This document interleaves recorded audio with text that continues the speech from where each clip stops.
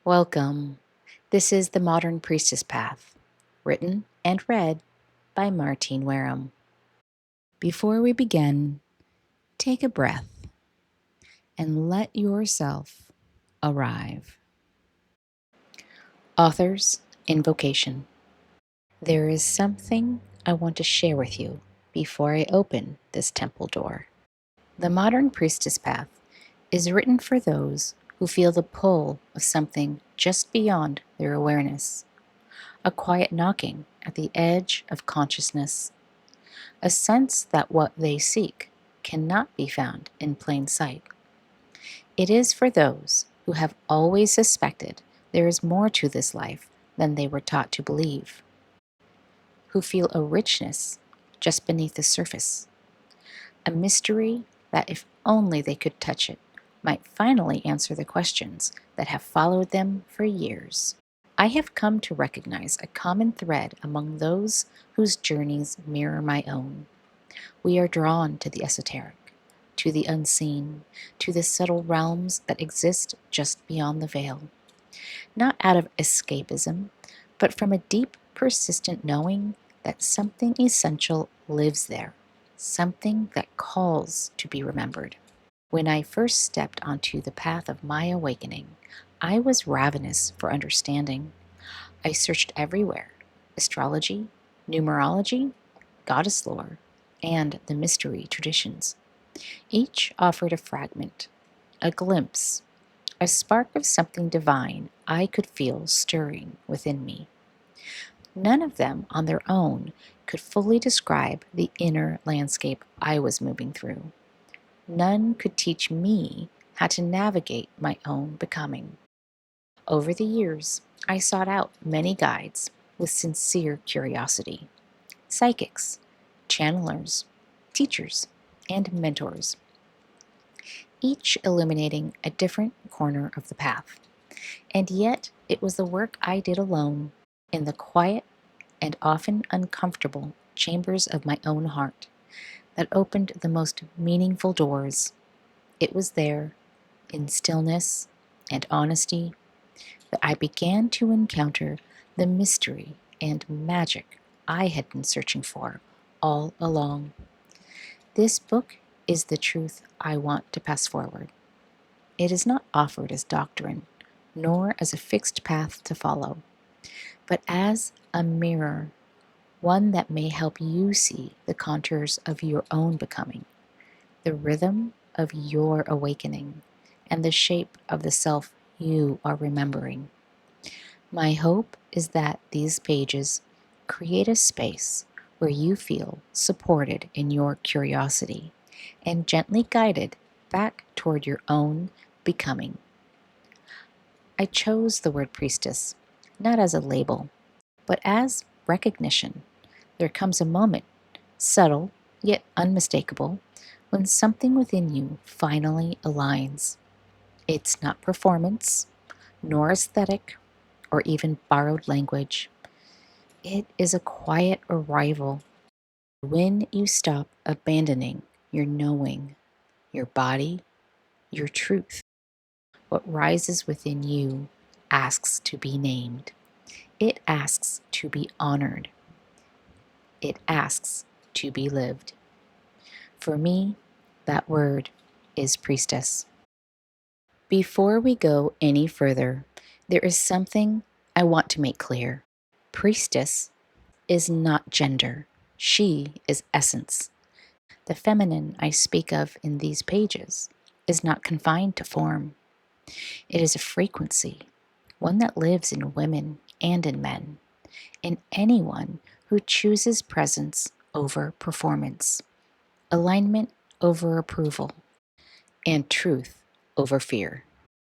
You may recognize yourself in these pages, not because our lives are the same, but because we are far more alike than we are different. Beneath circumstances and identity, we are shaped by the same forces of longing, loss, devotion, and becoming. We are united in the experience of rising again and again into something more honest, more whole, more alive. The feminine, as I have come to understand her, is not singular. She moves through two inseparable currents, the lunar and the solar. The lunar feminine turns inward. She listens, receives, remembers, and descends. The solar feminine moves outward. She stands, acts, illuminates, and declares. One without the other feels incomplete. Together, they form a living architecture of wholeness. One teaches us how to hear truth, the other teaches us how to live it. Across time, this unified current has been carried, not by gender, but by those willing to let devotion move through the body, those who soften without disappearing, stand without dominating, and allow love to be both receptive and sovereign. I use the word she throughout these pages, not to exclude, but because this essence moves like the moon and burns like the sun, cyclical and radiant, yielding and unwavering, fluid and fiercely alive. The feminine is not who you are. It is how you listen, how you stand, how you return, and how you choose to be seen once you do. As you read, I invite you to move beyond the language and into the truth behind it. This path is not about becoming something new. It is about remembering what has always been alive within you and learning how to hold it fully and without fragmentation. May these pages help you remember. Prologue. A priestess in the making. Every priestess is born long before she knows her name. A priestess does not announce herself, she remembers herself, the way dawn remembers it is meant to rise. For as long as humanity has existed, there has been a divine feminine lineage, a frequency carried not only by women, but by all who are attuned to the feminine mysteries. It stretches through myth and scripture, through temples and hearth fires, through forgotten lands and whispered stories. We meet them in our books and fairy tales, the oracle, the healer, the seer. But what those stories rarely tell us is this: every priestess was once just a child who felt too much, a child who saw what others missed, a child whose gifts were seeds long before they became medicine. One day, life would need her fully in those gifts. One day, the world would call on a wisdom she did not yet know she carried. Because walking the priestess path is not only about awakening magic within yourself, it is about activating that magic to soften the world, to heal what aches, to bring forward the medicine you were born to embody. She walks the hero's path of the feminine, the unraveling, the calling, the initiation, the embodiment. Before the priestess rises, she unravels. Before she carries the torch, she walks through shadow and light. Before she remembers her gifts, she forgets them.